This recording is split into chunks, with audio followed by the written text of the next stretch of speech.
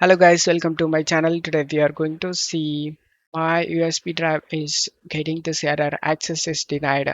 Let's fix it guys. Just right click on your USB drive and select properties, go to security tab and select the advanced option and select change. Type here everyone. And select check names and select OK. Select this apply and OK for switching this. Just to close stuff here again, go right click and select properties, go to security tab and now this time select the edit option and select add option, type everyone and select check names and select OK option and check mark this full control and select apply and say continue. My drive is accessible, so I can see that.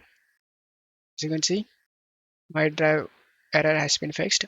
And that's it for today's video guys. Give me a like and subscribe. Thank you.